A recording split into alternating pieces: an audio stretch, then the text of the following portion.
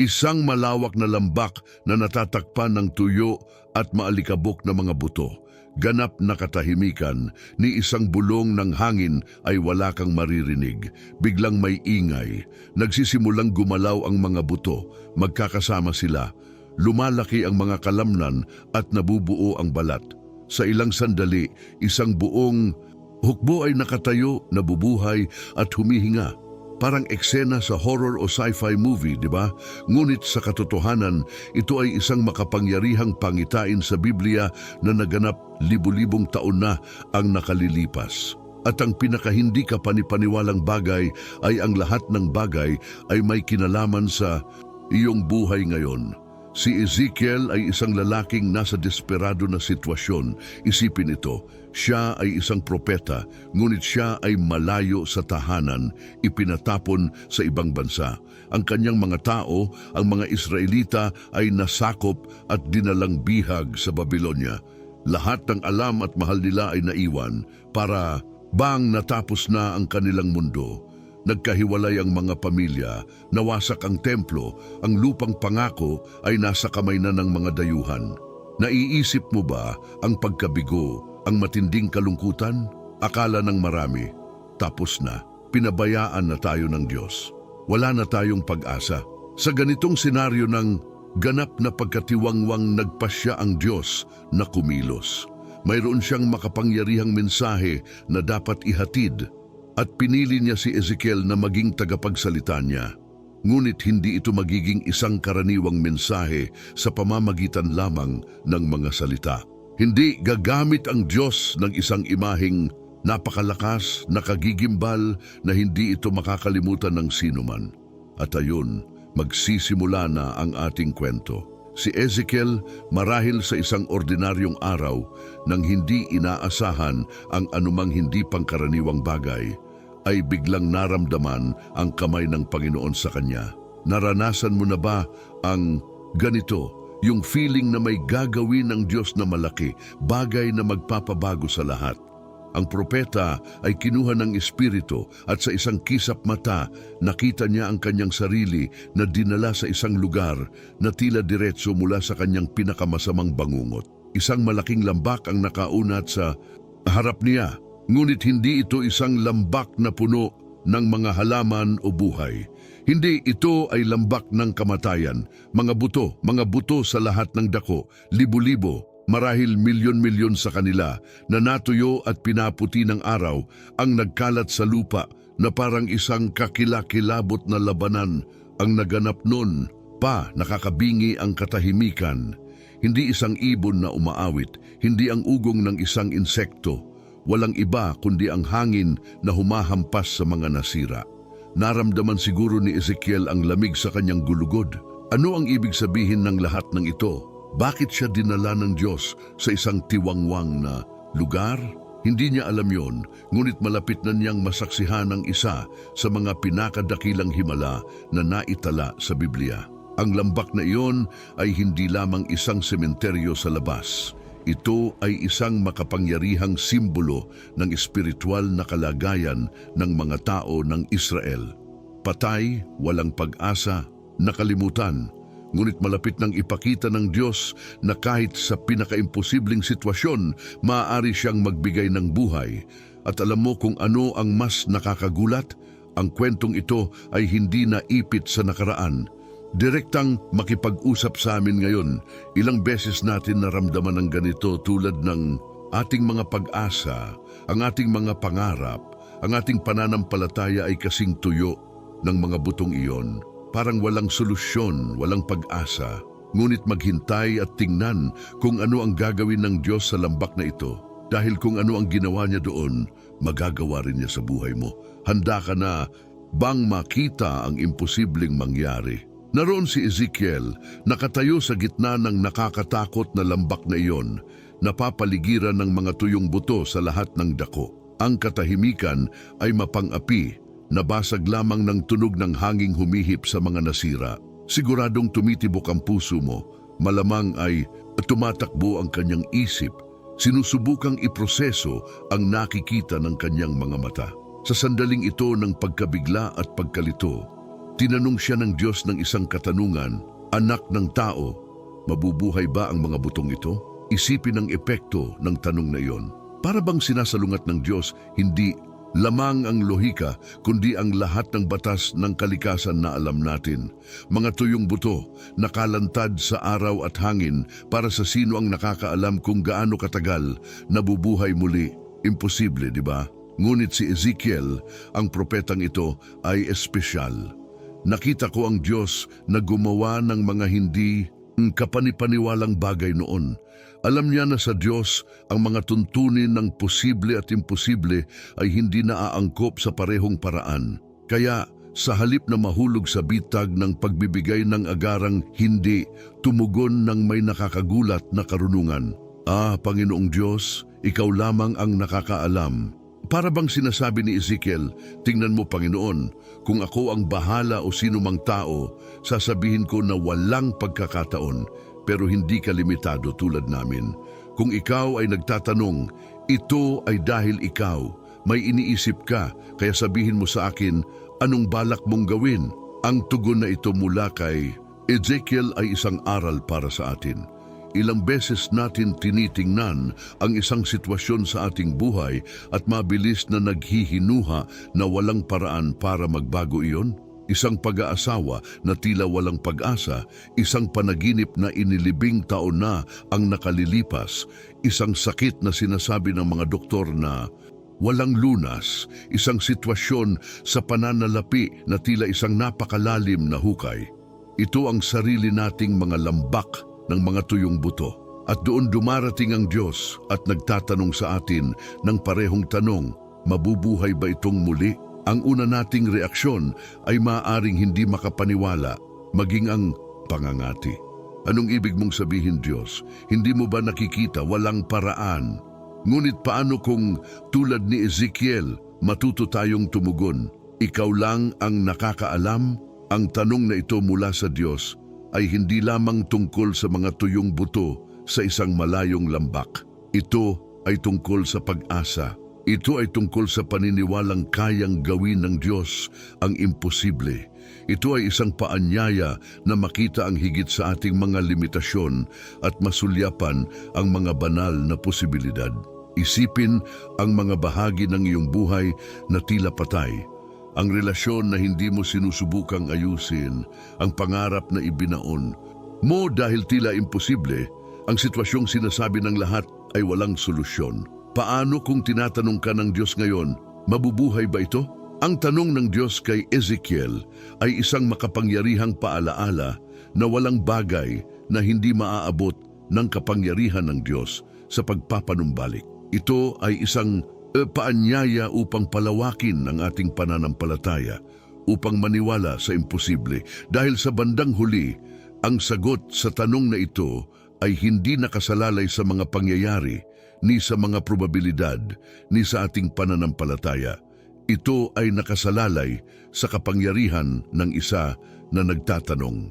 Ito ay nakasalalay lamang sa kapangyarihan at kalooban ng Diyos. At ikaw, paano ka tutugon kung itatanong ng Diyos ang tanong na ito sa iyo ngayon? Gusto mo bang sabihin ang kababaang loob at karunungan ni Ezekiel, ikaw lang ang nakakaalam, o mabilis mong iwawaksi ang posibilidad ng isang himala? Tandaan, sa Diyos, ang imposible ay simula pa lamang. Naghihintay siya na ipakita ang kanyang kapangyarihan sa mga bahagi ng iyong buhay na tila walang pag-asa. Ang hinihiling lang nito ay maging bukas tayo sa posibilidad ng isang himala. Ngayon, maghanda para sa pinakanakakagulat na bahagi ng kwento. Ang Diyos, ang lumikha ng sansinukob, ang makapangyarihan ay nagbigay kay Ezekiel ng utos na sa sinumang tagamasid sa labas ay tila ganap na walang katotohanan. Magpropesya sa mga butong ito, kausapin mo sila. Isipin mo sandali ang eksena. Si Ezekiel, na nag-iisa sa tiwangwang lambak na iyon, ay napaliligiran ng libo-libong tuyo, maalikabok na mga buto, at ngayon ay inutusan siyang makipag-usap sa kanila. Kung may dumaan sa mga oras na iyon, tiyak na iisipin nila na tuluyang nawala sa isip ang propeta. Makipag-usap sa mga buto? Napaka-absurd. Ngunit hindi nagtatanong si Ezekiel, hindi siya nakikipagtalo. Hindi niya sinusubukang ipaliwanag sa Diyos kung bakit hindi iyon makatuwiran. Sa halip, sumunod. Sinimulan niyang ipahayag ang mga salita na ibinigay sa kanya ng Diyos. Mga tuyong buto, pakinggan ang salita ng Panginoon. Naiisip mo ba ang eksena, ang nag-iisang tinig ni Ezekiel na umaalingaw-ngaw sa lambak na tumutugon sa isang madla na sa mga mata ng tao ay hindi marinig at hindi gaanong tumugon. Ito ay tiyak na isang surreal na sandali, kahit na para sa isang propeta na nakasanayan na sa mga pambihirang karanasan. At narito ang makapangyarihang aral para sa atin. Kung minsan ay hinihiling tayo ng Diyos na gawin ang mga bagay na tila nakakabaliw sa paningin ng mundo. Magsalita ng pag-asa kapag ang lahat ng bagay sa ating paligid ay tila wala ng pag-asa. Maniwala sa kagalingan kapag sumuko na ang mga doktor. Magtiwala sa pagpapanumbalik. Kapag sinabi, ng lahat na huli na ang lahat, ngunit tiyak na sa mga sandaling iyon, kapag tayo ay sumusunod ng hindi lubos na nauunawaan, ang mga himala ay nangyayari. Sapagkat ang salita ng Diyos na ipinahayag sa pagsunod at pananampalataya ay may kapangyarihang magdulot ng buhay kahit na tila matagal ng patay. At ang pinaka hindi kapanipaniwalang bagay, nakikinig ang mga buto. Biglang may narinig na ingay, isang kalabog na siguradong napatalon si Ezekiel sa gulat. Nagsisimulang gumalaw ang mga buto upang magsama-sama. Ito ay tulad ng panunood ng isang nakakatakot na pelikula sa kabaligtaran. Ang mga femur ay nagsalubong sa mga femur. Ang mga tadyang ay pumutok sa lugar. Ang mga bungo ay nagsalubong sa kanilang mga gulugod. Ang lahat ng ito ay nagtuturo sa atin ng isang malalim na bagay tungkol sa kapangyarihan ng salita ng Diyos kapag ito ay ipinahayag sa pagsunod. Gaano man patay, tuyo o imposible ang isang sitwasyon, ang salita ng Diyos ay may kapangyarihang magbigay ng buhay.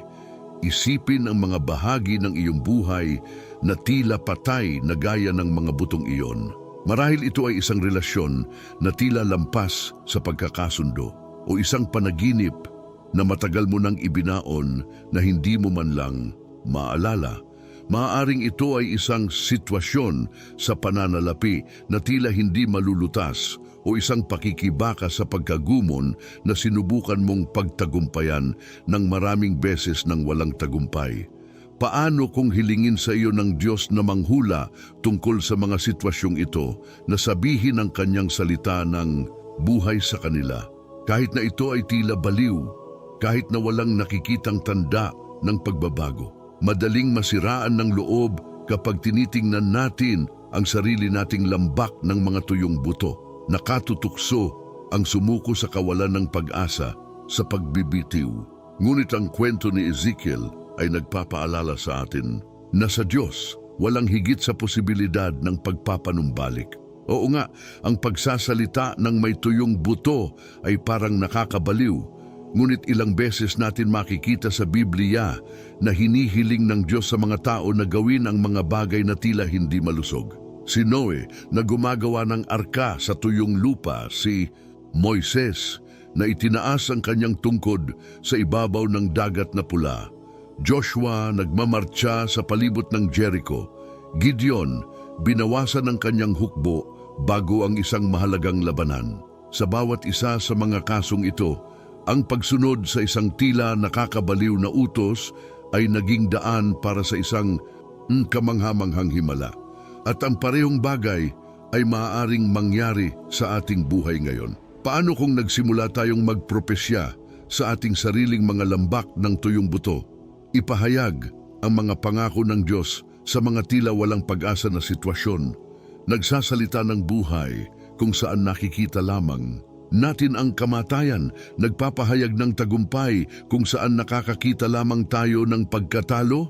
Tandaan ang salita ng Diyos na ipinahayag ng may pananampalataya at pagsunod ay may kapangyarihang magbago kahit na ang pinakaimposibleng mga sitwasyon.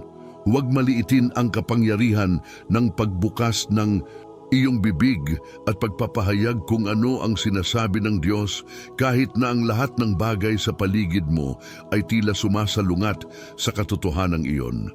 Sino ang nakakaalam? Marahil tulad ni Ezekiel, nagsisimula kang makarinig ng isang ingay, isang pagbagsak sa iyong buhay, ang tunog ng mga patay na bagay na nabubuhay, ang tunog ng mga imposibleng sitwasyon na binago ng kapangyarihan ng Diyos. Ang Valley of Dry Bones ay hindi agad nagbago sa isang buhay na hukbo. Ito ay isang proseso, isang unti-unting pagbabago na nagtuturo sa atin ng marami tungkol sa kung paano madalas kumilos ang Diyos sa ating buhay. Tingnan natin ang kaakit-akit na prosesong ito. Una, nagsanib ang mga buto.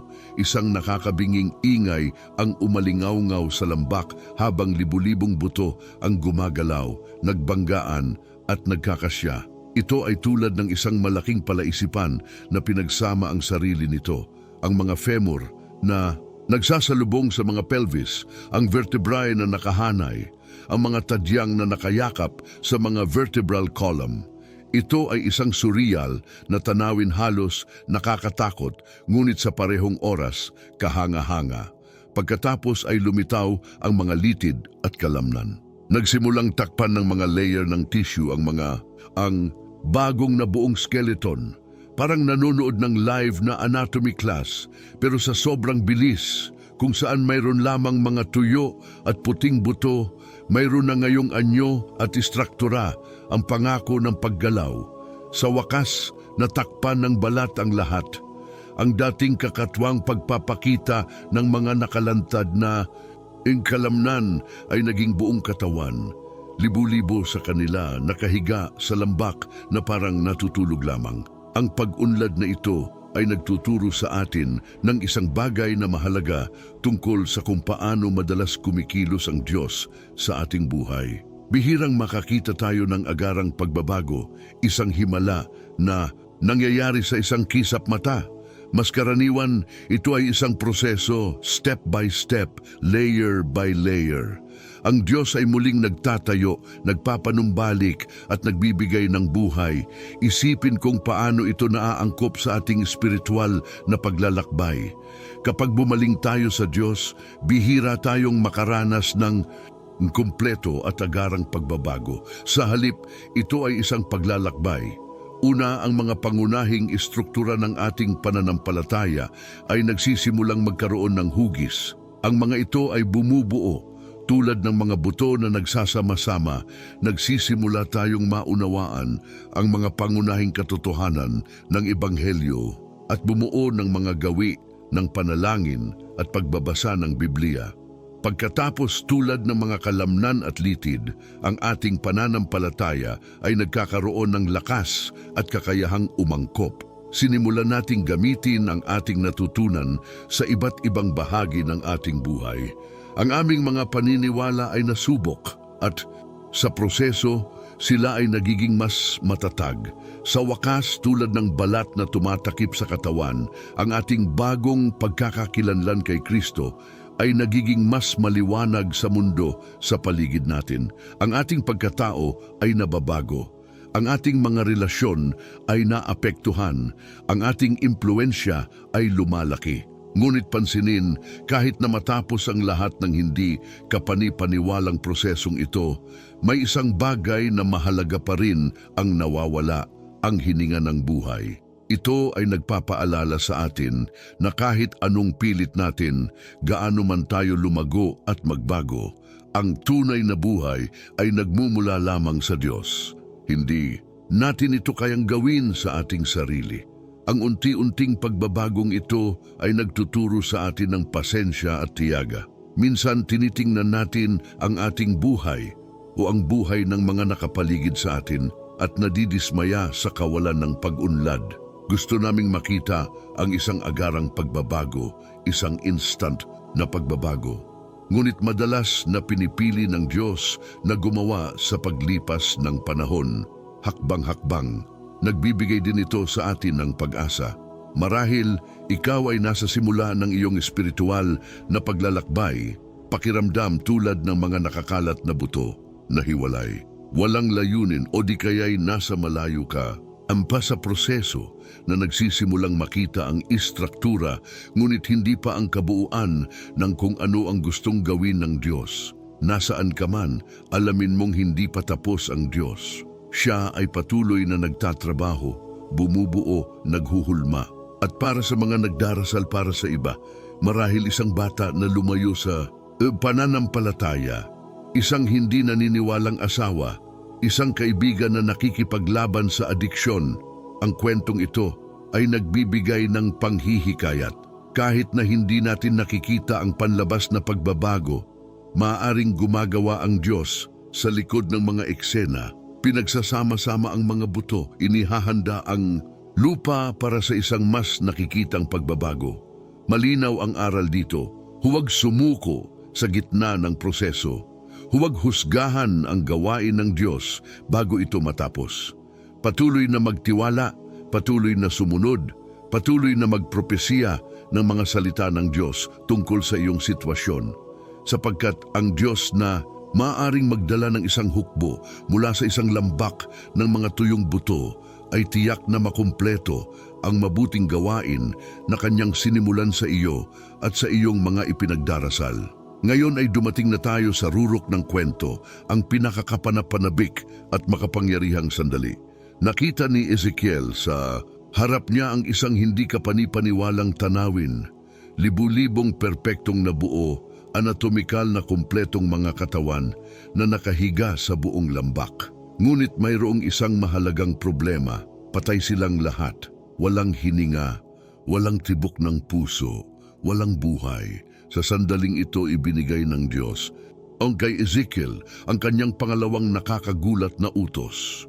Magpropesya ka sa Espiritu, manghula ka, anak ng tao, at sabihin mo sa Espiritu, ganito ang sabi ng Panginoong Diyos, halika sa apat na hangin o Espiritu, at hinga mo ang mga patay na ito upang sila ay muling mabuhay. Si Ezekiel ay sumunod ng walang pag-aalinlangan. Itaas ang iyong boses at sumigaw sa Espiritu ang hininga ng buhay. At pagkatapos, sa harap ng kanilang nagtatakang mga mata, nangyari ito. Ang hininga ng buhay ay pumapasok sa mga hindi gumagalaw na katawan. Biglang kung saan nagkaroon lamang ng katahimikan, maaari mo na ngayong marinig ang tunog ng libu-libong mga tao na humihinga, gumagalaw, nakatayo. Sa ilang sandali, ang isang malaking hukbo ay nasa kanyang mga paa. Kung saan dati ay may kamatayan at pagkawasak, ngayon ay may buhay, kilos, enerhiya. Ang lambak ay umaalingaw-ngaw sa tunog ng mga yabag, ng mga tinig ng tumitibok na buhay. Ang dramatikong sandali na ito ay nagtuturo sa atin ng malalim at mahalagang katotohanan. Hindi sapat na magkaroon ng tamang istruktura, tamang hitsura, lahat ng mga sangkap sa lugar. Kung walang hininga ng Diyos, kung wala ang kanyang espiritu na nagbibigay buhay, tayo ay mga katawan lamang na walang buhay, mga simbahang walang kapangyarihan, mga mananampalataya na walang epekto. Isipin kung paano ito naaangkop sa ating espiritual na buhay. Ilang beses tayong tumutuon sa pagkakaroon ng lahat ng tamang bagay sa labas. Kami ay regular na nagsisimba, nagbabasa ng aming mga Biblia, kahit na naglilingkod sa mga ministeryo. Ngunit kung wala tayong Espiritu ng Diyos na kumikilos sa atin, ang lahat ng ito ay katulad ng mga katawan sa lambak. Maganda ang anyo, ngunit walang tunay na buhay. Ito ay isang makapangyarihang paalala ng ating lubos na pag-asa sa Diyos. Gaano man tayo kahirap, gaano man tayo kaperpekto sa panlabas na anyo, ang tunay na buhay ay nagmumula lamang sa Diyos. Ang kanyang espiritu ang nagbibigay buhay sa atin, na nagpapalakas sa atin, na gumagawa sa atin, na epektibo sa kanyang kaharian. Ito rin ay nagsasalita ng isang muling pagbabangon, parehong personal at kolektibo. Minsan ang ating mga simbahan, ang ating mga ministeryo, maging ang ating mga personal na buhay ay maaaring makaramdam ng ganoong lambak bago ang hininga ng buhay. Ang lahat ay nasa kanyang lugar, ang istruktura ay tama ngunit walang kapangyarihan, walang buhay. Ang kailangan natin ay hindi mas maraming programa, mas maraming aktibidad, mas maraming pagsisikap ng tao. Kailangan natin ang hininga ng Espiritu ng Diyos. At pansinin ang isang mahalagang bagay. Ginagamit ng Diyos si Ezekiel sa prosesong ito. Maaari sana siyang huminga ng buhay ng direkta sa mga katawang iyon, ngunit pinili niya na gumawa sa pamamagitan ng kanyang lingkod. Ito ay nagpapaalala sa atin na bagamat ang buhay ay nagmula sa Diyos lamang, madalas niyang pipiliin na gamitin ang mga tao bilang instrumento ng kanyang kapangyarihang nagbibigay buhay. Ito ay may malalim na implikasyon sa ating buhay panalangin at ministeryo. Kapag nananalangin tayo para sa muling pagkabuhay, kapag namamagitan tayo para sa mga nawawala, kapag tayo ay nagmiministeryo sa mga nasira, esensyal na ginagawa natin ang ginawa ni Ezekiel, sumisigaw sa Espiritu ng Diyos na huminga ng buhay. Mag-isip tungkol sa mga bahagi ng iyong buhay na tila patay o hindi gumagalaw. Marahil ito ay ang iyong kasal, ang iyong profesional na buhay, ang iyong ministeryo sa simbahan, o ang iyong sariling paglakad kasama ang Diyos. Nagsusumikap ka, sinusubukan mong gawin ang lahat ng tama, ngunit pakiramdam mo ay may kulang. Marahil ang kailangan mo ay hindi higit na pagsisikap, kundi higit sa Espiritu ng Diyos. Paano kung nagsimula tayong manalangin tulad ni Ezekiel? Halika, Espiritu Santo, at huminga sa sitwasyong ito. Nagdadala ito ng buhay kung saan may kamatayan, kapangyarihan kung saan may kahinaan, pag-asa kung saan may kawalan ng pag-asa. Ito ay isang panalangin na gustong sagutin ng Diyos. Tandaan, ang parehong Diyos na nagbigay ng buhay sa lambak na iyon ng mga tuyong buto ay gustong magbigay ng bagong buhay sa iyo ngayon. Nais niyang i-renew ang iyong pagsinta, ibalik ang iyong pag-asa, buhayin ang iyong ministeryo. Ang tanging hinihiling niya ay tayo ay maging bukas, handa at desperado para sa kanyang nagbibigay buhay na presensya. Naway tayo, tulad ni Ezekiel, ay maging handang sumigaw sa Espiritu na nagtitiwala na ang Diyos ay laging gumagawa, na nagbibigay ng buhay kung saan wala pa noon. Si Ezekiel ay ang mga hindi lamang tumatanggap ng hininga ng buhay mula sa Diyos, ngunit ipinahayag din ito sa iba. Nakikita ang pagbabagong kapangyarihan ng Diyos na kumikilos sa ating henerasyon. Matapos ang kahangahangang tanawin ng muling pagkabuhay ng mga tuyong buto, walang pag-aalinlangan ang Diyos kay Ezekiel tungkol sa kahulugan ng pambihirang pangitaing ito. Ipinaliwanag niya ng detalyado kung ano ang kinakatawan ng lahat ng ito, na naghahayag ng malalim na mensahe hindi lamang para sa mga tao ng Israel noong panahong iyon, kundi para sa ating lahat ngayon. Anak ng tao, sinabi ng Diyos kay Ezekiel, ang mga butong ito ay ang buong sambahayan ni Israel. Isipin ang epekto ng mga salitang ito sa propeta. Ang mga tuyong butong iyon na waring walang pag-asa ay kumakatawan sa sariling bayan ng Diyos. Ngunit ang paliwanag ay nagpapatuloy. Tunay na sinasabi nila, ang aming mga buto ay tuyo, ang aming pag-asa ay nawala, kami ay lubos na naputol. Ang pahayag na ito ay naghahayag ng malalim na emosyonal at espiritual na kalagayan ng mga tao ng Israel noong panahong iyon, na ipinatapon malayo sa ikanilang lupain, na nawasak ang templo at tila iniwan ng Diyos. Nawalan na sila ng pag-asa. Para silang tuyong buto, walang buhay, walang kinabukasan, walang layunin. Ilang beses din tayong nakakaramdam ng ganito. Marahil ay dumaan ka sa isang panahon kung saan tila nagkakamali ang lahat. Ang iyong mga pangarap ay nabigo, ang iyong mga relasyon ay nasira, ang iyong pananampalataya ay nag-aalinlangan. Katulad mo ang pakiramdam ng mga Israelitang iyon, tuyo, walang pag-asa, ganap na naputol. Ngunit ang mensahe ng Diyos ay hindi tumitigil sa pagkilala sa problema.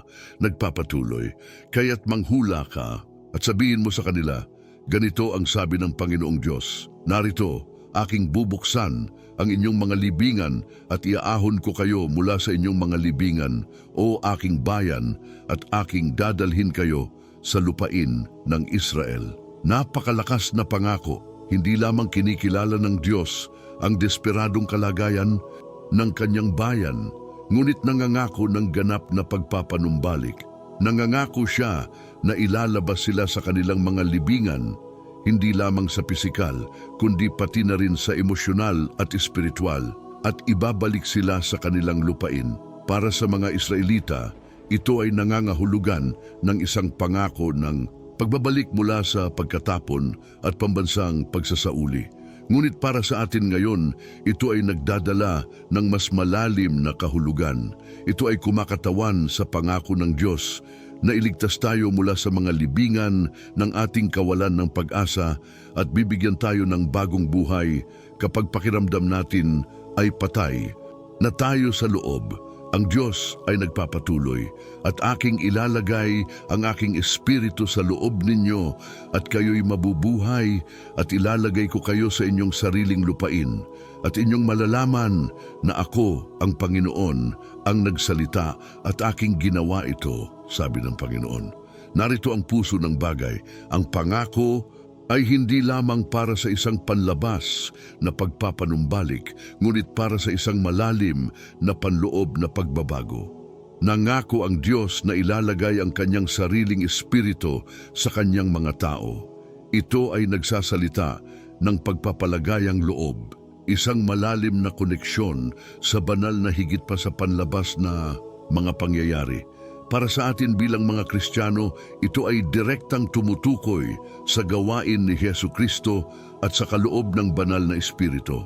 Sa pamamagitan ni Kristo, inilabas tayo ng Diyos mula sa libingan ng kasalanan at kamatayang espiritual.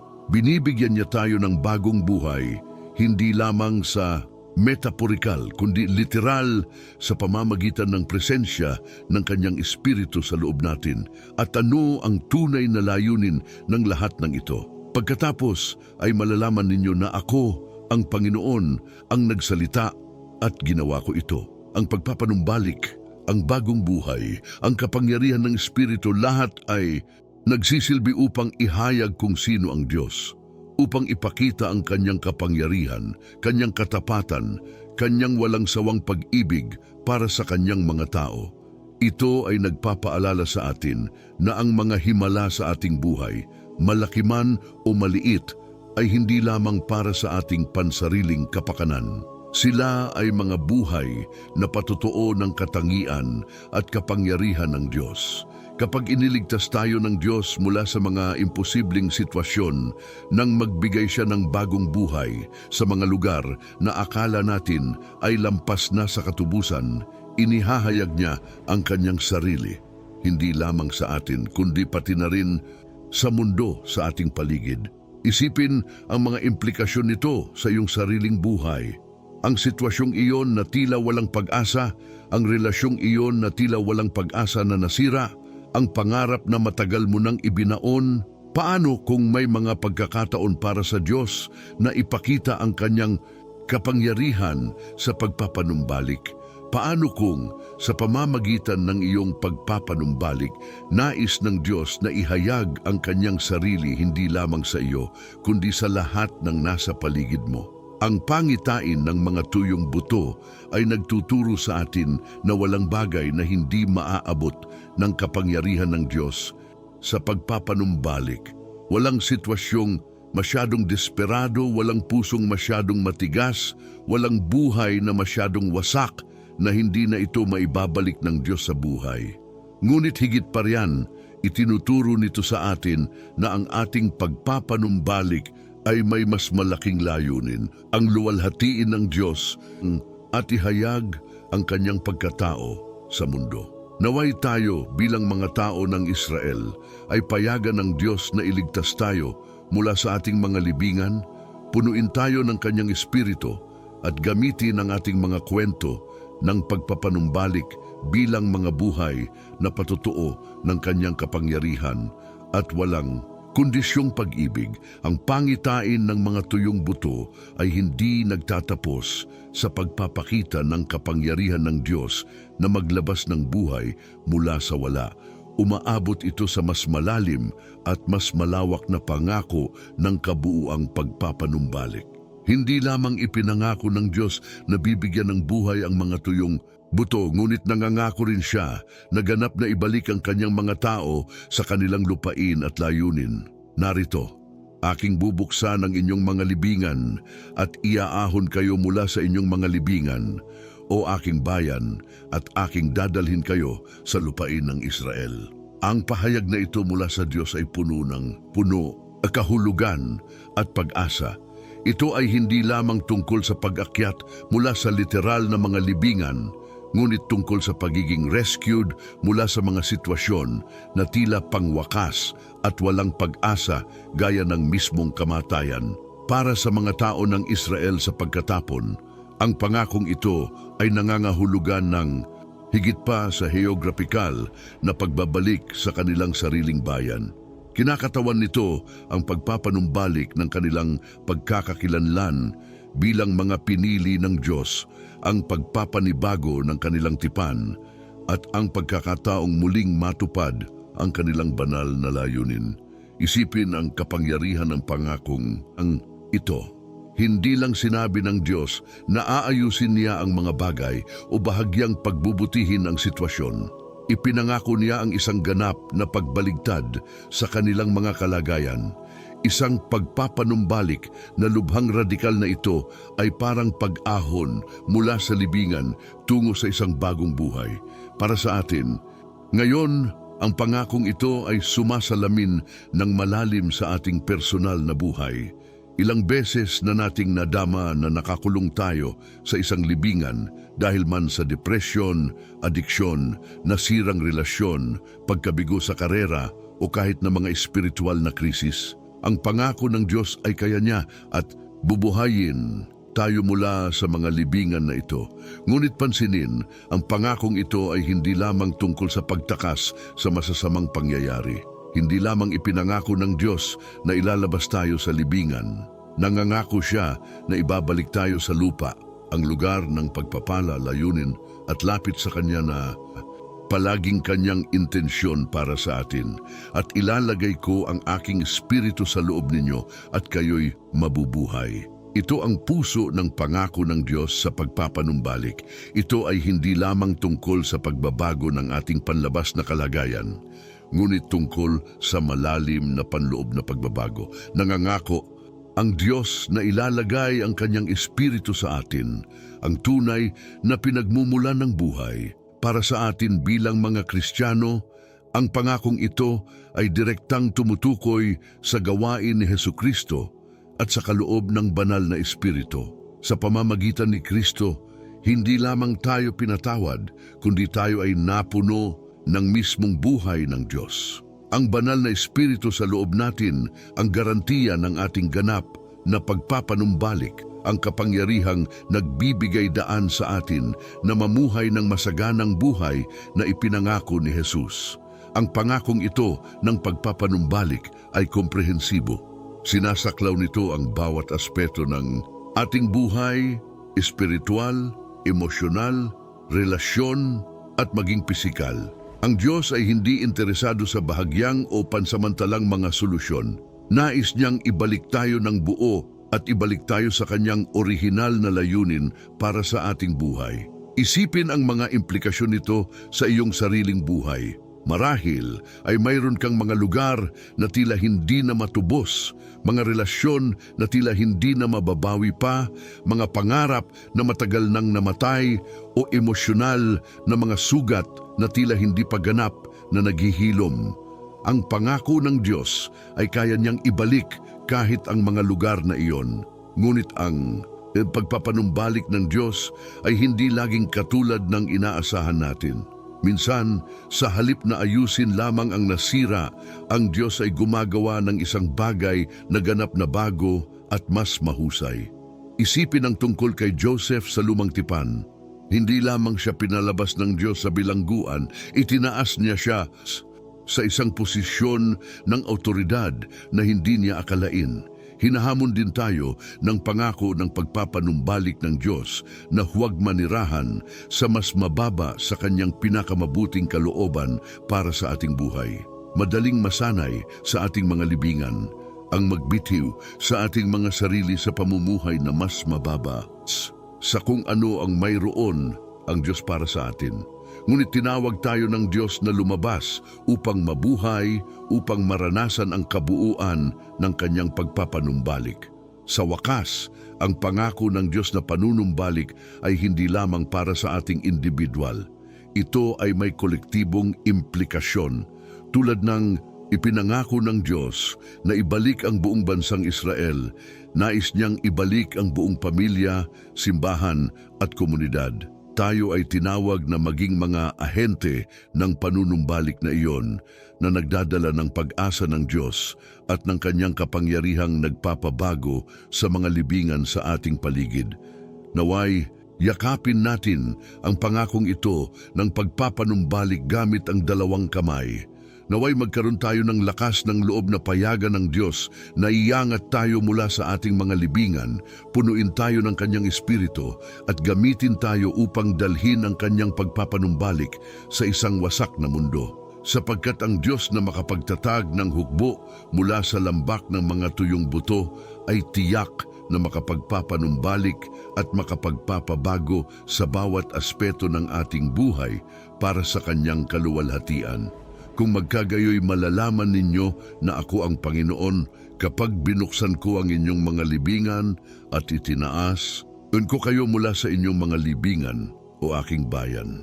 Ang makapangyarihang pahayag na ito mula sa Diyos kay Ezekiel ay naghahayag ng sukdulang layunin sa likod ng buong pangitain ng mga tuyong buto at ang pangako ng pagpapanumbalik, ang pagkilala sa kung sino ang Diyos. Ito ay hindi maliit na detalye. Sa salaysay, ito ang kasukdulan ng buong karanasan, ang buong kahanga-hangang palabas, mga buto na nagsasama-sama, nabubuo ang mga katawan, ang hininga ng buhay na nagbibigay buhay sa isang buong hukbo. Lahat ito ay may mas malaking layunin upang ihayag ang kalikasan at katangian ng Diyos. Isipin ang lalim ng pahayag na ito. Sinasabi ng Diyos na kapag ginawa niya ang imposibleng himalang ito, kapag siya ay nagdulot ng buhay mula sa ganap na patay, ang kanyang mga tao sa wakas, tunay na makikilala siya. Ito ay hindi lamang tungkol sa makita ang kanyang kapangyarihan sa pagkilos, ngunit tungkol sa pag-unawa kung sino talaga siya. Dinadala tayo nito sa isang malalim na katotohanan. Maraming beses, ito ay sa mga pinakadesperadong sitwasyon sa tuyong mga lambak ng ating buhay na tunay nating nakikilala ang Diyos. Kapag tayo ay nasa pinakamababa na natin, kapag ang lahat ng ating pag-asa ay nawala, kapag wala na tayong iba pang makikita, iyon ang madalas na pinipili ng Diyos na ihayag ang kanyang sarili sa makapangyarihan at hindi mapag-aalinlangan ng mga paraan. Isipin ang iba pang mga kwento sa Biblia na naglalarawan ng simulaing ito. Sa gitna ng nagniningas na hurno, naranasan nina Sadrach, Mesach at Abednego ang presensya ng Diyos sa paraang hindi pa nila nalaman noon. Sa yungib ng mga leon, nakita ni Daniel ang kapangyarihang proteksyon ng Diyos sa hindi maikakaila na paraan. Sa tiyan ng malaking isda sa wakas ay naunawaan ni Jonas ang awa at soberanya ng Diyos. Para sa amin ngayon, ito ay nagdadala ng parehong hamon at kaginhawaan. Ang hamon ay nakasalalay sa pagkilala na ang ating mga pakikibaka, ang ating mga paghihirap, ang ating mga lambak ng tuyong buto ay maaaring maging mga pagkakataon upang makilala ang Diyos ng mas malalim. Kapag nahaharap tayo sa imposibleng sitwasyon, kapag nakakaramdam tayo ng ganap na kawalan ng pag-asa, maaari nating piliin na tingnan ang mga pangyayaring ito hindi lamang bilang mga problemang kailangang lutasin, kundi bilang mga paanyaya na maranasan ng Diyos sa isang bagong paraan.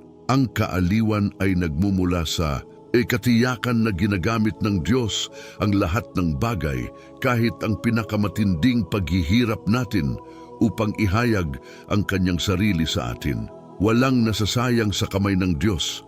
Ang bawat pakikibaka, bawat pagkabigo, bawat sandali ng kawalan ng pag-asa ay maaaring maging isang yugto para ipakita ng Diyos kung sino siya, ngunit pansinin din na ang pagkilala sa Diyos ay hindi lamang isang intelektual na pagsasanay. Ito ay hindi lamang tungkol sa pag-iipon ng kaalaman tungkol sa Diyos, ngunit tungkol sa personal na karanasan sa Kanya. Kapag sinabi ng Diyos, "Malalaman ninyo na ako ang Panginoon," siya ay nagsasalita tungkol sa intimate at experiential na kaalaman. Ito ang uri ng kaalaman na nagmumula sa pagkakita sa paggawa ng Diyos sa mga paraan na sumasalungat sa lahat ng paliwanag ng tao. Ito ay nagpapaalala sa atin na ang ating paglalakbay ng pananampalataya ay hindi lamang dapat tungkol sa kung ano ang ginagawa natin para sa Diyos, kundi tungkol sa pagkilala sa Kanya ng mas malalim. Kadalasan, masyado tayong nakatutok sa paglilingkod sa Diyos, sa pagsisikap na matugunan ang ilang mga inaasahan na nalilimutan natin ang sukdulang layunin ng ating pananampalataya, ang makilala siya. Para pasayahin siya, madalas tayong nakatutok ng husto sa ating mga kilos, kaya nalilimutan natin ang pangunahing layunin, ang makilala siya ng lubusan. Isa pa, ang pagkilala sa Diyos ay hindi lamang para sa ating pansariling kapakanan. Kapag naranasan natin ang pagpapanumbalik ng kapangyarihan ng Diyos sa ating buhay, kapag nakita natin na ginagawa niya ang imposible, tayo ay nagiging buhay na mga saksi ng kanyang katangian at kapangyarihan sa mundo sa paligid natin. Ang ating kwento ng pagpapanumbalik ay nagiging isang patotoo na nagtuturo sa iba sa Diyos. Isipin kung paano ito naaangkop sa iyong sariling buhay. Ano ang mga lambak ng tuyong buto na kinakaharap mo ngayon? Marahil ito ay isang relasyon na tila walang pag-asa na nasira, isang sitwasyong pinansyal na tila hindi malulutas, isang pakikibaka sa pagkagumon na tila walang katapusan, o isang krisis ng pananampalataya na nag-iwan sa iyo na tuyo at walang laman. Paano kung sa halip na tingnan lamang ang mga sitwasyong ito bilang mga problemang dapat lutasin, nakita mo ang mga ito bilang mga pagkakataon upang makilala ang Diyos ng mas malalim? Paano kung nagsimula kang manalangin hindi lamang para sa solusyon, ngunit para sa isang mas malaking paghahayag kung sino ang Diyos sa gitna ng iyong pakikibaka? Tandaan, ang parehong Diyos na maaaring magbigay ng buhay sa isang hukbo mula sa isang lambak ng mga tuyong buto ay ang parehong Diyos na gustong ipakita ang kanyang sarili sa iyo ngayon. Nais niyang makilala mo siya hindi lamang bilang isang teolohikong konsepto, kundi bilang isang buhay at makapangyarihang katotohanan sa iyong buhay. Naway tayo, tulad ng mga tao ng Israel, ay umabot sa puntong makapagsabi ng may pananalig, "Ngayon alam ko na ikaw ang Panginoon," hindi dahil nabasa natin ito sa isang libro o dahil narinig natin ito mula sa bibig ng iba, kundi dahil nakita natin itong gumagana sa isang makapangyarihan at hindi mapag-aalinlanganang paraan sa ating sariling buhay. At naway baguhin tayo ng matalik na kaalamang ito tungkol sa Diyos, na punuin tayo ng hindi natitinag na pagtitiwala sa kanyang kapangyarihan at pagmamahal kahit na humaharap tayo sa pinakamahirap na lambak ng mga tuyong buto sa ating buhay.